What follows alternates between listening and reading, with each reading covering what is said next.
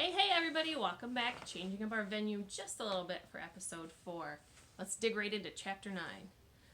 Bradley Chalkers, what are you doing out of class? It was a teacher. Bradley didn't know her, but it seemed as though every teacher in the school knew him.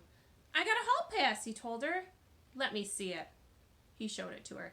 Mrs. Ebel gave it to me. Go ask her if you don't believe me. Where are you going?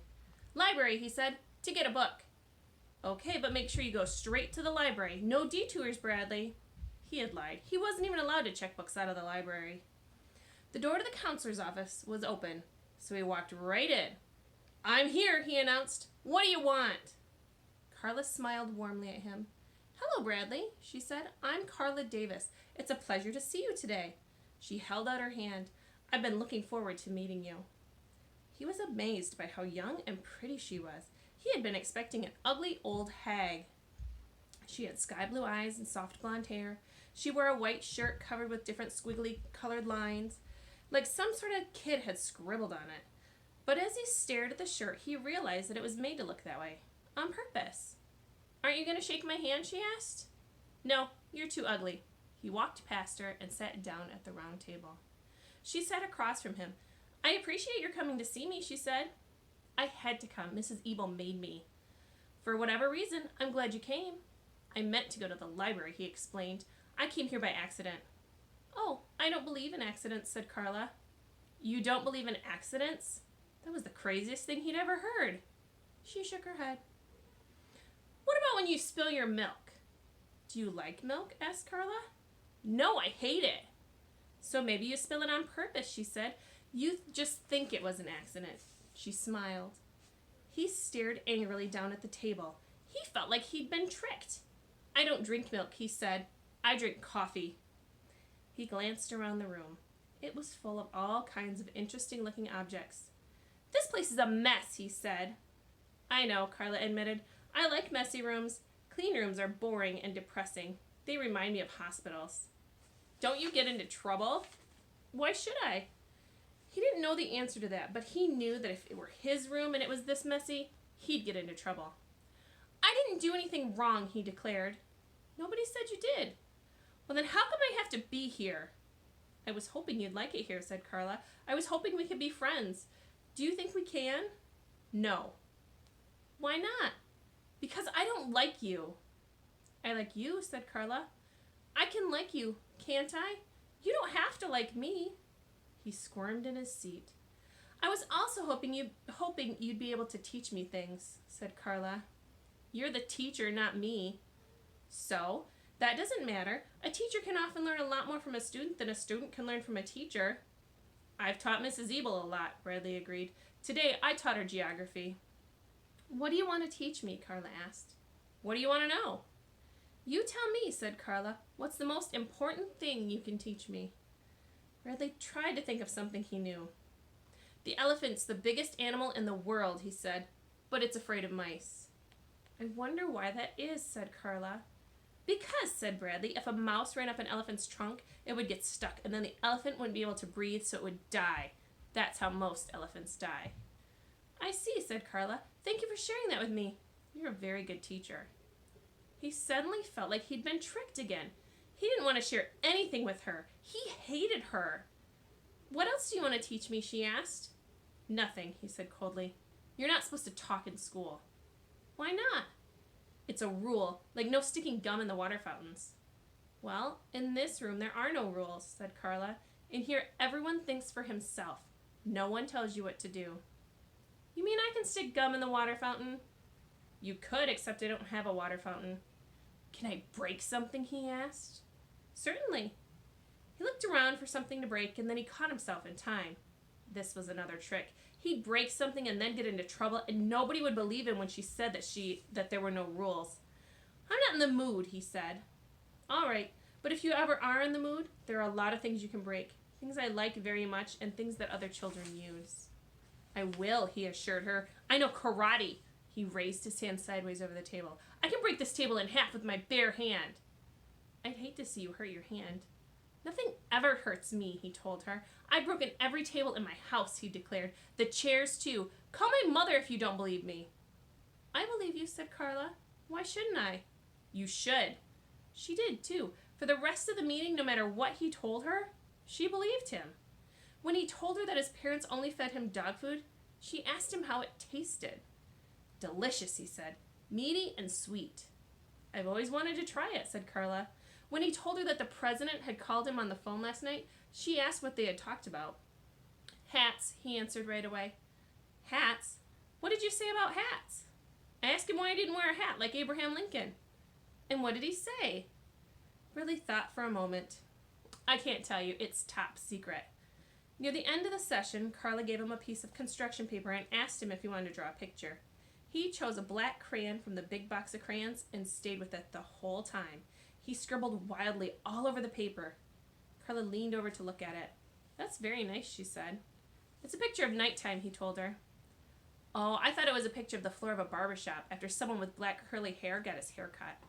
That's what it is, Bradley declared. That's what I meant. It's very good, said Carla.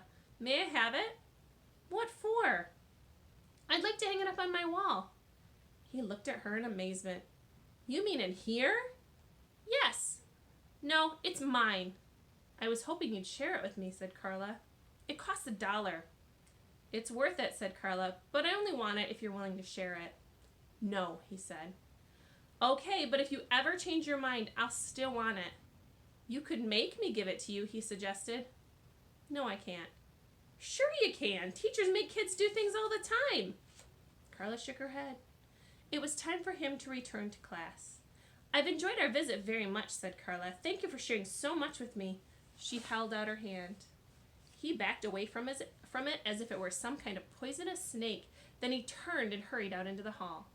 When he got to Mrs. Ebel's class, he crumpled his picture into a ball and dropped it in the wastepaper basket next to her desk. Chapter 10. Bradley sat at his desk in the back of the room. Last seat, last row. He felt safe there. The counselor had scared him. She was even worse than he had imagined. He looked at Jeff, who smiled at him and then returned to his work. Bradley was glad Jeff was his friend. Jeff and me are a lot alike, he thought. We're both smart. We both hate the counselor, and we both like sneaking into the girls' bathrooms. Actually, Bradley had never seen the inside of a girl's bathroom. It was something he'd always wanted to do, but he'd never had the courage to even peek into one. But now that he and Jeff were friends, he hoped Jeff would take him inside one. He was dying to know what they looked like. He imagined they were carpeted in gold, with pink wallpaper and red velvet toilet seats. He thought girl toilets would look nothing like boy toilets. They'd probably be more like fountains with colored water. So, how'd you like Carla? Jeff asked him after school. They were walking along the sidewalk next to the school building, carrying their raincoats. It was no longer raining. She's weird, he replied. She likes to eat dog food. Jeff made a face. Did she say that? Bradley nodded. She asked me why the president doesn't wear a hat. How am I supposed to know that? Jeff shrugged and said, I don't know. You don't like her, do you? Bradley asked. I hate her, said Bradley. Me too, said Jeff. I hate her. Bradley smiled that distorted smile. You want to go sneak inside the girls' bathroom, he asked. You mean now? Why not? Now's not a good time, said Jeff. Why not? Jeff thought a moment. There won't be any girls in there now, he said. They all go home to use their own bathrooms. You're right, Bradley agreed. Good thinking. We'll do it tomorrow at recess. Jeff smiled weakly. They walked around the corner of the building.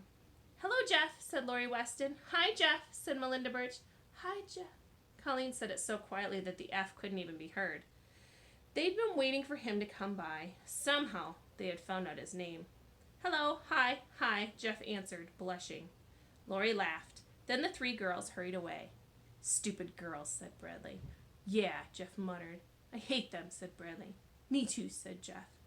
Why'd you say hello to them? They said hello to me first, Jeff replied. So? Jeff shrugged. Whenever anybody says hello to me, I always say hello back. Why? I don't know. I can't help it. It's like when someone says thank you. Don't you automatically say you're welcome? No.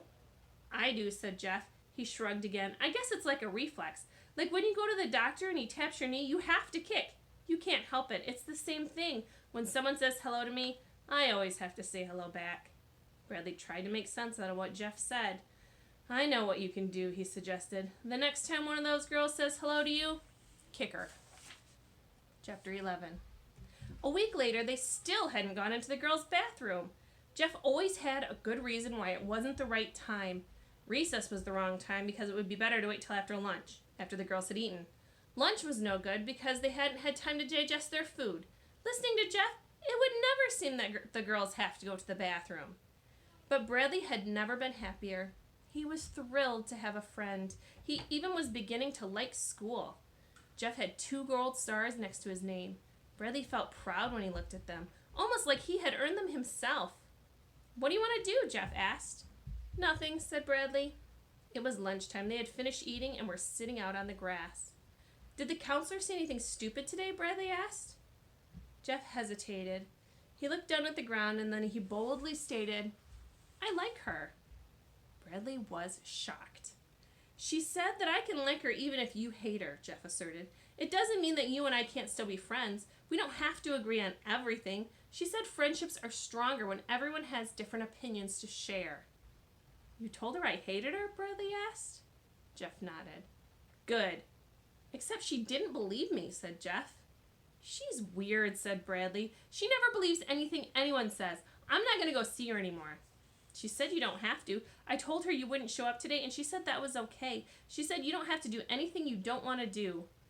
Bradley turned and looked back toward the school in the direction of the counselor's office. "That's one of her tricks," he said.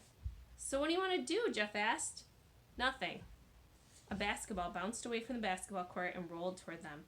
Jeff jumped up and grabbed it. "Hey, Fish Nose, over here!" called Robbie, a boy from their class. "Kick it the other way," urged Bradley.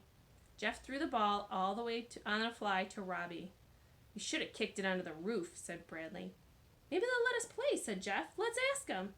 Bradley shook his head. "No, I don't want to."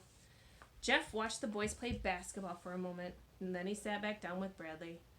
"Uh-oh," Bradley said. "Here come those girls again. Try not to say hello to them." "Hello, Jeff," said Lori. "Hello," said Jeff. "Hi," said Melinda. "Hi," said Jeff. "Hi, Jeff," whispered Colleen. "Hi," whispered Jeff. Lori laughed as the 3 girls walked away. Jeff shrugged. "I can't help it," he said sadly. "Let's go beat 'em up," said Bradley. "Then they won't say hello to you anymore." He started after them. But Jeff didn't follow. "Come on," Bradley urged. "Girls are easy to beat up. You just have to hit them once and they cry and run away." "Not now," said Jeff.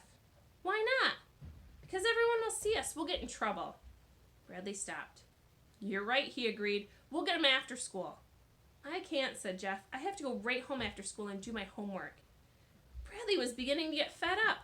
"How come you're always doing homework?" he asked, hands on his hips. He said the word homework the way other people might say the word manure. Jeff shrugged. "Do you like doing it?" Bradley asked. "It's okay. I don't mind too much." Bradley kicked at the ground. "Do you think if I did my homework, Mrs. Ebel might give me a gold star?" he asked. "I don't think she gives gold stars just for doing homework," said Jeff. "But she might." "Maybe I should do it sometime," said Bradley. "Why don't you come over after school today?" Jeff asked. "We can do our homework together." Bradley's face was twisted in anguish. "Today? I don't think today is a good day to do homework." "I can help you," Jeff started to say, and then he stopped. "You can help me with all the stuff I don't understand." "All right," said Bradley. "I'll do it." "Good," said Jeff. "First we'll beat up those girls," said Bradley. "Then we'll go to your house and do our homework." That's where we'll stop today. Hope everyone has a great day tomorrow, and I'll read some more then. Bye.